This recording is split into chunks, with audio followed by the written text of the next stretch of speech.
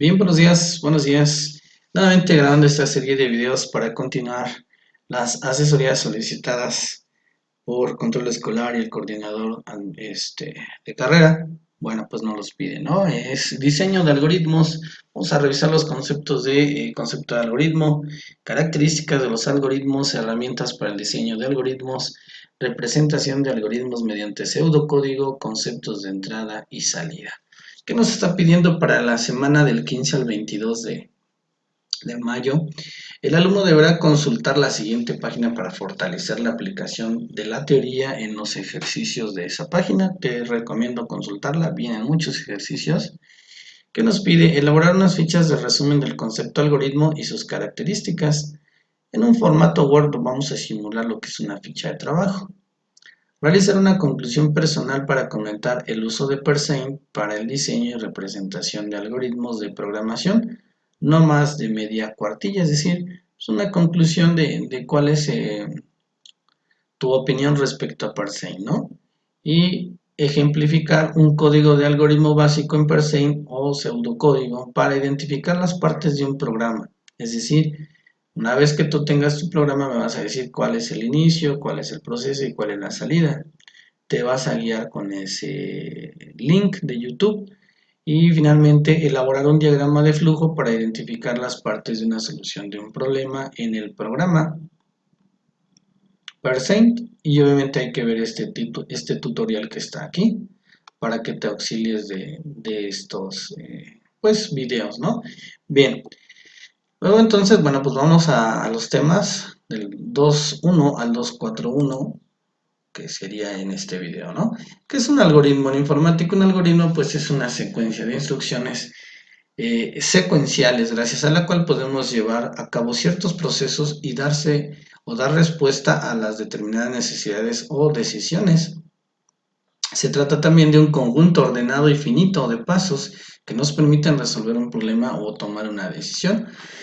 En cuestiones de la vida real, el contexto de un alumno, de una persona, de una sociedad, así como las matemáticas, la informática y los algoritmos están presentes. Surge la necesidad de automatizar procedimientos para que el margen de error, la mano del ser humano, pues no lleve a ciertas consecuencias, ¿no? Posicionémonos en las empresas, ¿dónde está involucrado un algoritmo, no? Por ejemplo, el proceso de creación de un auto es un algoritmo. El proceso que ejecuta una máquina al pintar una estructura metálica de un auto y cómo lo hace es un algoritmo. Todos nuestros pensamientos y acciones que hacemos en nuestra vida diaria es un algoritmo, ¿no? Un algoritmo que nos lleva nos lleva a resolver nuestro problema y a tomar una decisión propiamente dentro del mismo proceso. Los algoritmos no tienen que ver con lenguajes de programación, es decir, hasta aquí todavía no estamos en esa escala, dado que un mismo algoritmo o diagrama de flujo puede representarse en diversos lenguajes de programación, es decir, se trata de un ordenamiento previo a la programación. Eso todo que hacemos en nuestra vida diaria sufre definitivamente un proceso de organización, debe de tener un proceso de organización porque pues se dice que se obtienen mejores resultados, ¿no? Los algoritmos también, bueno, pues son frecuentes en el área de matemáticas y la lógica, son la base de la fabricación de manuales de usuario, folletos e instrucciones. Su nombre proviene de algoritmus, en este apellido del matemático pensar al-Juarizmi, perdón. Uno de los algoritmos más conocidos de la matemática es el atribuido a Euclides, ¿no? Para obtener el máximo común divisor de dos enteros positivos.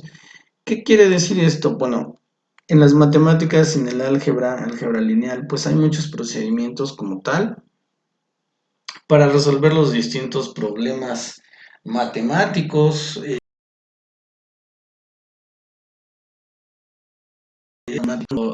Son la oportunidad de demostrar que el algoritmo nos permite organizar y dar respuesta a estos planteamientos. Entonces está debidamente comprobado. ¿Cuáles son las partes del algoritmo? siempre va a existir un input o entrada, que es el ingreso de todos los datos que yo necesito para operarlo, ¿no? En este caso, la entrada. Si yo estoy haciendo un auto, bueno, pues ¿qué necesito para hacer un auto? ¿Cuáles son mis datos de entrada, no? Todos mis materiales, llantas, asientos, motor, pintura, carrocería, cinturones de seguridad, vestiduras, etcétera, son mis entradas, ¿no? El proceso, pues obviamente al ensamblado, ¿no? De todas estas partes secuencial y de manera ordenada. Y la salida, pues es el auto propiamente ya funcionable que la planta empieza a comercializar. Así lo explico porque existen en todos los procesos parte de la enseñanza que nos dejan los algoritmos. Y bueno, muy importante saber que nos sirve para resolver paso a paso un problema.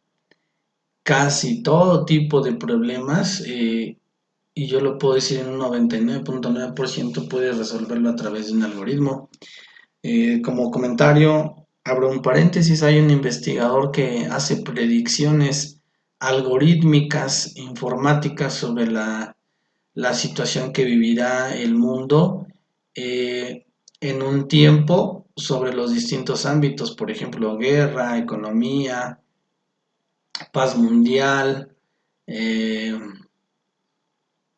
educación, etcétera. Sobre todos los temas puede ser cálculos algorítmicos, ¿no? Simplemente con lo que tú frecuentas o haces actualmente, lo que los países hacen actualmente en distintos temas, pues me permite hacer porque son sucesos que por ejemplo, para cuestiones de estadística se van repitiendo constantemente, entonces tienen un patrón de medida que suceden en cierto tiempo de la historia, ¿no? Entonces puedes prevenir y hacerte famoso con un algoritmo, ¿no? Pero tú lo puedes construir, ¿no? Tipos de algoritmo existen algunos tipos, por ejemplo, el computacional, un algoritmo cuya resolución depende del cálculo y puede ser desarrollado por una calculadora o computadora sin dificultades. Algoritmos no computacionales, es lo que te decía, ¿no? Aquellos que no requieren de los procesos de un computador para resolverse o cuyos pasos son exclusivos para la resolución por parte del ser humano. Algoritmos cualitativos, se trata de un algoritmo en cuya resolución no intervienen cálculos numéricos, sino consecuencias lógicas y o formales. Algoritmos cuantitativos, todo lo contrario, es un algoritmo que depende de cálculos matemáticos para dar su resolución. A pesar de que hay una división, pues el principio es sencillo, ¿no? Resolver una necesidad o problemática. Características de los algoritmos son secuenciales, ¿no? Un paso tras de otro y así se resuelven. Son precisos, es decir, buscan ser objetivos con una respuesta porque su proceso no le permite tener acierto error. Aquí no hay acierto error. Ordenados, son algoritmos, deben establecer una secuencia precisa y exacta. Son finitos porque en algún momento terminan, pero me permite evaluar distintas condiciones en un tiempo determinado hasta que esta condición se cumpla, se finaliza, ¿no? Concretos, todo algoritmo debe ofrecer un resultado con base a las funciones que cumple, esas son sus características. Además son definidos o que este mismo algoritmo ante estos elementos de entrada debe dar siempre el mismo resultado. Obviamente, pues sí, ¿no? Si yo me meto elementos para hacer un cálculo, un proceso siempre me va a dar respuesta referente a esa información, ¿no? O a ese planteamiento. Ejemplo, fíjate bien, simplemente cuando yo voy a comprar o un día me decido ir a comprar zapatos, lo puedo automatizar. Puedo automatizar haciendo ese planteamiento jerárquico, secuencial, finito, que en el momento se termina, ¿no? Por ejemplo, el inicio, siempre voy a declarar el inicio, entrar a la tienda y buscar en la sección de zapatos caballero, tomar un par de zapatos. 4, ¿son zapatos de fiesta? ¿Son zapatos de vestir? ¿Son zapatos deportivos, etcétera? Si sí, ir al paso 5, no volver al paso 3, otro par de zapatos. ¿Hay de la talla adecuada? Si sí, ir al paso 6 y no volver al 3. El precio es pagable o lo puedo pagar. Ir al paso 7, no, volver al paso 3. Comprar el par de zapatos elegido. y ahí terminamos, ¿no? Finalizamos nuestra rutina y como te das cuenta ya resolvimos una problemática que es comprar o elegir zapatos de fiesta, sí, simple y llanamente, ¿no? Y hay un sinfín de ejemplos que hay en nuestra red o que hay en nuestra vida o que hay a nuestro alrededor y los podemos solucionar a través de un algoritmo. Nos dice que hay algoritmos aplicados a problemas. Vaya que sí, ¿no? Dada la importancia del algoritmo en la ciencia de la computación, un aspecto muy importante será el diseño de algoritmos. El diseño de la mayoría de los algoritmos requiere creatividad. Me quedo con esos conocimientos y además técnicas, ¿no? Yo me quedo con eso. Entonces, para hacer correctamente los algoritmos o las técnicas de diseño, son las siguientes. Por ejemplo, algoritmos voraces, los que se llaman greedy. Seleccionan elementos más prometedores del conjunto de candidatos hasta encontrar una solución. Hay algoritmos paralelos que permiten la división de un problema en subproblemas, de forma que se pueden ejecutar de forma simultánea en varios procesadores o en varios computadores, ¿no? Algoritmos probabilísticos, estos son algunos de los pasos de este tipo de algoritmos, está en función de valores pseudo aleatorios, o que comprueban la realización de un evento en un tiempo, espacio y hora adecuado, ¿no? Algoritmos no determinísticos, determinantes o determinísticos, ¿no? El comportamiento de un algoritmo puede bifurcarse a cualquier número de pasos inmediatamente posteriores. Además de todas las ramas se ejecutan simultáneamente. Aquí no determinánticos, pues imagínate una estructura de un árbol, ¿no? En cuántas opciones se subdivide, pero al finalmente solo existe un nodo que es el que te va a dar la respuesta. Tú puedes agregar n cantidad de opciones o probabilidades dentro de lo que es estadística y se suma con lo de algoritmo que tiene la forma de un árbol. Compruebo todas las condiciones posibles o existentes y le doy respuesta a la que la entrada o planteamiento me está haciendo, ¿no? Divide y vencerás es una característica de los algoritmos, ¿no? El problema, dice, divide el problema en subconjuntos disjuntos, obteniendo una solución de cada uno de ellos para después unirlas y logrando así la solución al problema completo. Muchas de las veces nos planteamos problemas demasiado complejos y decimos, no lo puedo resolver, no tengo esa capacidad, para eso existe la computación. Solamente pues ingresa esa información necesaria, procésala y finalmente la computadora te lo va a resolver paso a paso, ¿no? Programación dinámica intenta resolver problemas disminuyendo su coste computacional, aumentando el coste espacial. Es decir, con esta elaboración de algoritmos, pues también nos significa un aporte a las empresas, a la sociedad, a los gobiernos, de tal suerte que para resolver problemas que se plantean todos los días, pues bueno, tiene una propuesta interesante con los algoritmos. Vuelta atrás, el backing track, se construyó un espacio de soluciones del problema en un árbol que se examina completamente almacenando las soluciones menos costosas. Bueno, pues ahí está las funcionalidades de un algoritmo. Diseño de algorítmico de funciones también es otro concepto. Un algoritmo cuenta con un inicio y un diseño modular. Si voy modulando mis procesos, voy modulando mis opciones, modulando, depurando, hasta llegar a la correcta, ¿no? Sabemos que una función es una estructura autónoma similar a los módulos.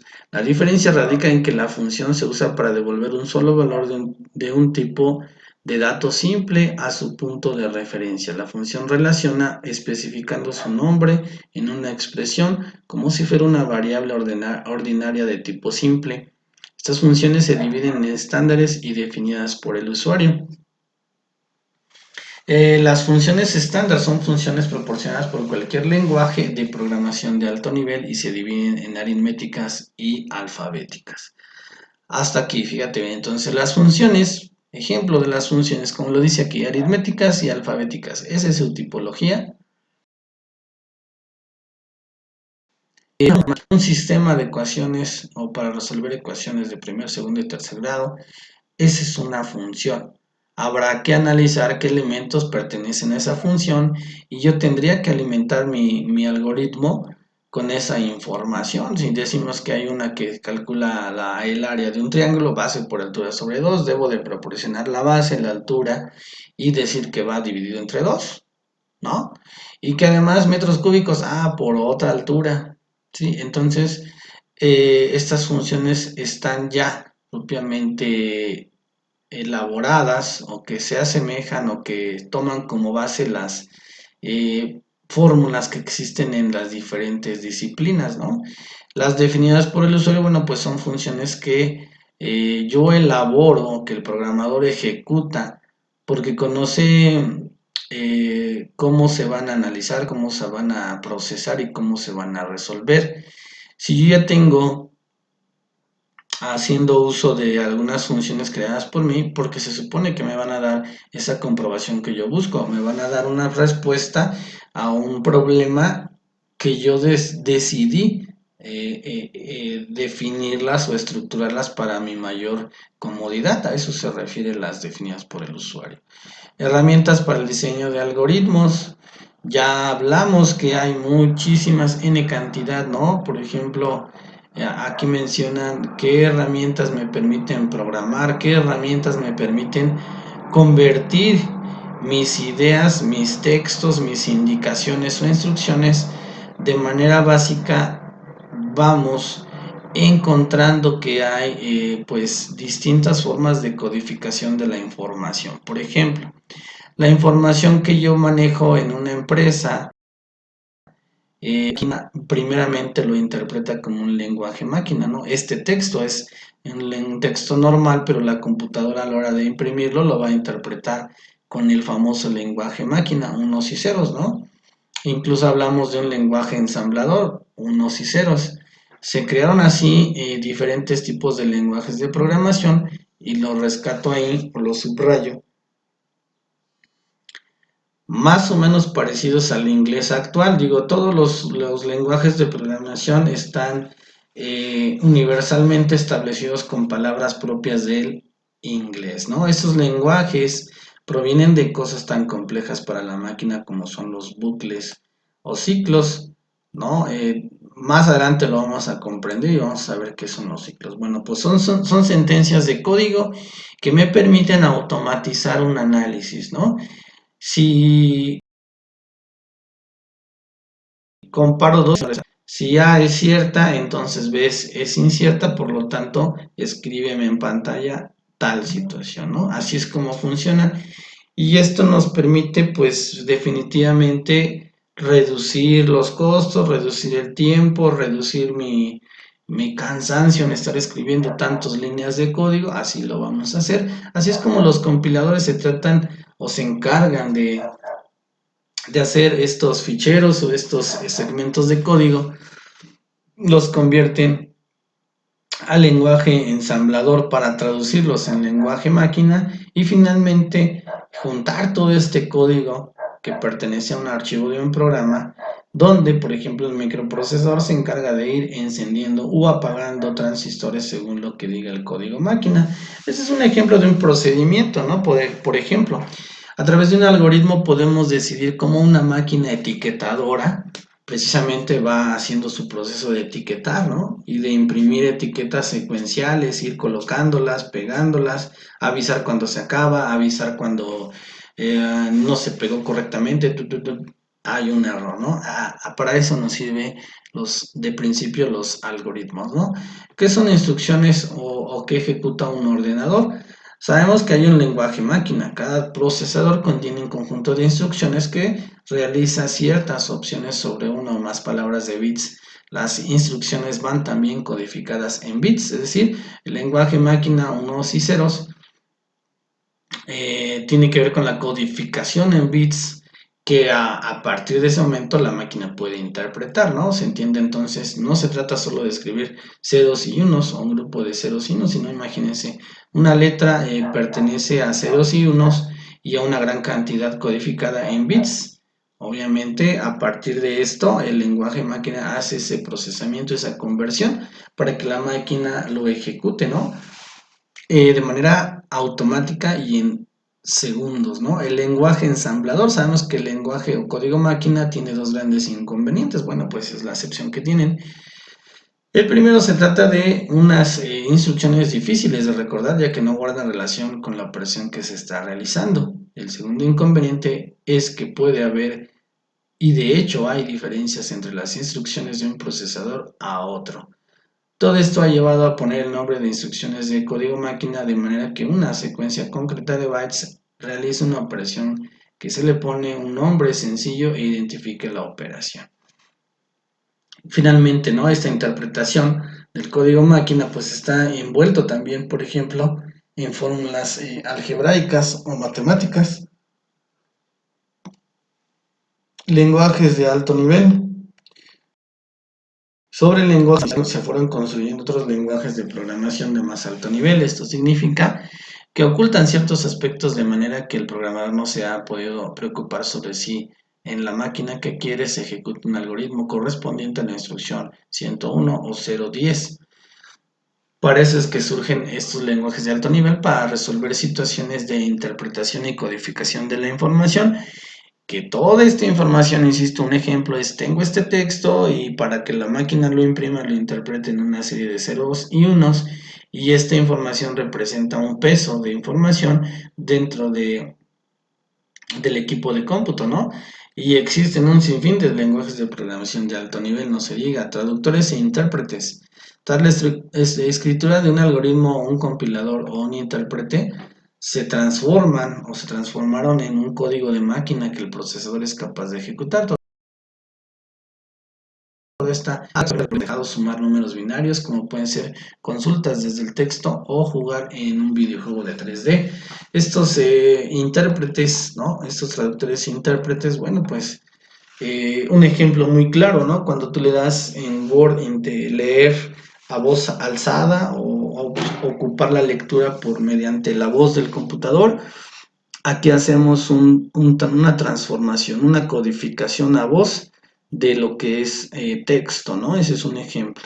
Lenguajes interpretados contra lenguajes compilados. Bueno, pues estas comparaciones, bueno, hasta cierto punto son buenas, otros tanto no, ¿no?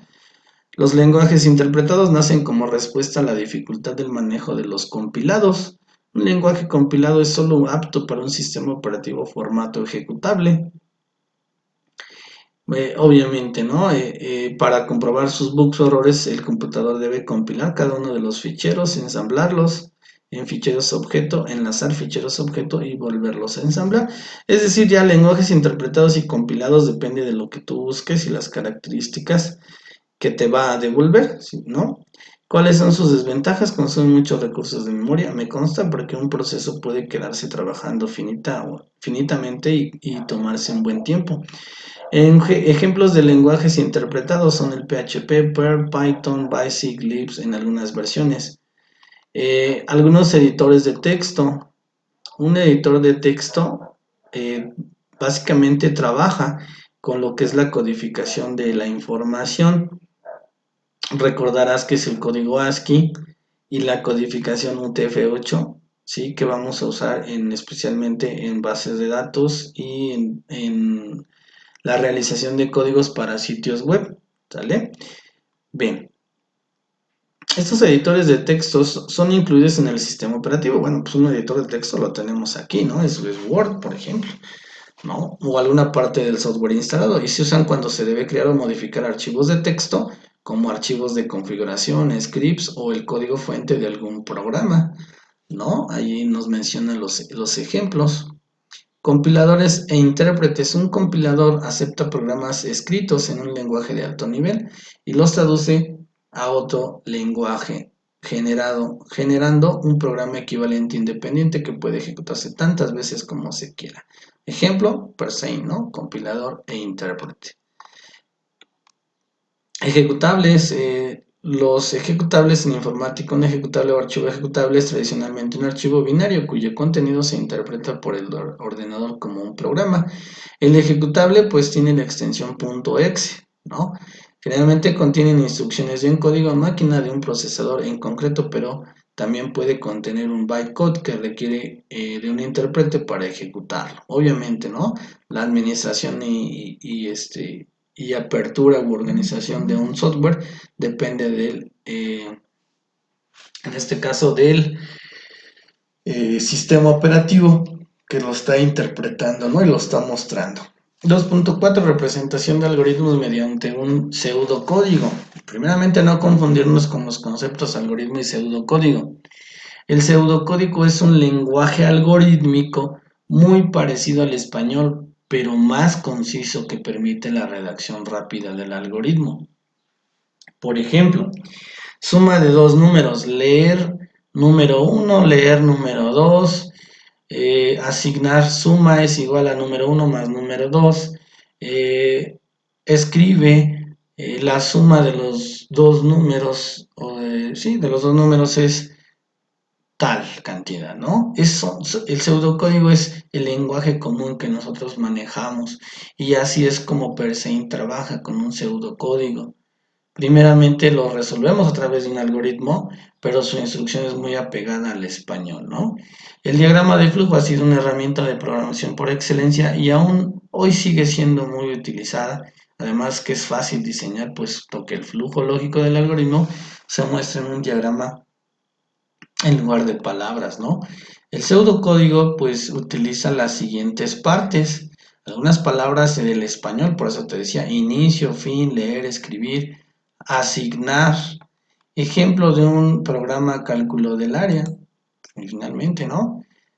Inicio, leer base, leer altura, área es igual a base por altura, escribir base, base, altura, área y fin. A lo mejor están hasta en desorden, ¿no? Pero bueno, escribir, en lugar de escribir, imprime base, imprime altura, imprime área, ¿no? Es un ejemplo del español y del pseudocódigo. Para desarrollar el pseudocódigo, pues solo necesitamos saber los tipos de datos que debemos tener, ¿no? El conocerlos, ¿no? Existe, por ejemplo, el rango, que depende de cuántos bits utilice para codificar un número, normalmente 2 bytes. Este 2 bytes pues es el espacio en memoria que yo destino para la respuesta. Si el procesamiento de mi respuesta rebasa la capacidad del computador, el resultado no se va a mostrar, ¿sale? Por eso es que definimos un tipo de dato. Los tipos de datos reales, su conjunto de los números reales limitado no solo en cuanto al tamaño, sino también a cuanto a la precisión. Tipo de dato lógico, conjunto formado por valores cierto y falso, de unos y ceros. De carácter, conjunto finito y ordenado de los caracteres que el ordenador, ¿no? Esos son algunos tipos de datos, pero bueno, vamos a verlos más adelante.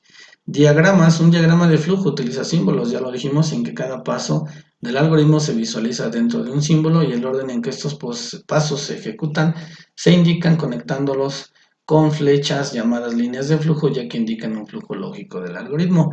También puedo crear en Persein mi algoritmo y después codificarlo en lenguaje común, como ya lo dijimos, que se llama pseudocódigo.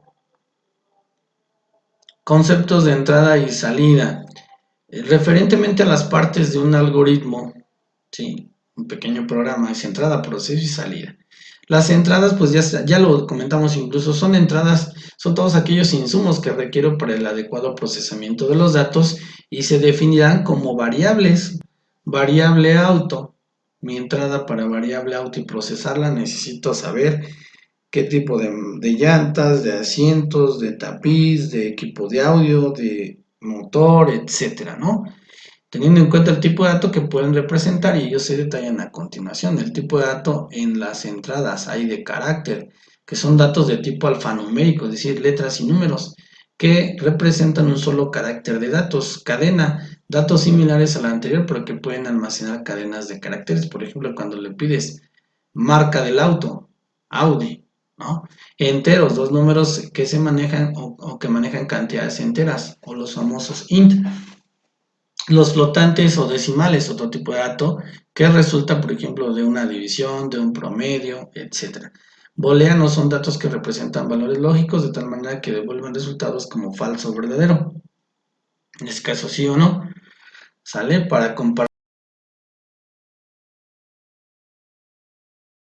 dar dos condiciones, ¿no? de este tipo de datos. Bueno, pues aquí está, ¿no? Escriba, por ejemplo, digite un número. Así como lo estás viendo, digite un número, esas son tus instrucciones, ¿no? Un ejemplo de un proceso de operación lógica, ya sea suma, resta, multiplicación y división. Sin embargo, es necesario tener en cuenta que el desarrollo del algoritmo se le debe presentar al usuario una serie de mensajes, ¿no? Bien, los mensajes de comentarios no son necesarios para ir organizando nuestra información, ¿no? Escriba, digite un número. Luego, lea A, que es el primer número, donde A es el tipo de dato que almacena el valor digitado por el usuario. Escriba A. Ajá, otro proceso que se da es la operación de datos, suponiendo que éste se quiere conocer al cuadrado un cuadrado del número. Para ello se requiere como dato el número del que desea saber el cuadrado y cómo elevar un número. Esta es una explicación, ¿no? de un pequeño pseudocódigo. Finalmente, bien. Cortamos hasta aquí y nos vemos en el segundo video de este tema.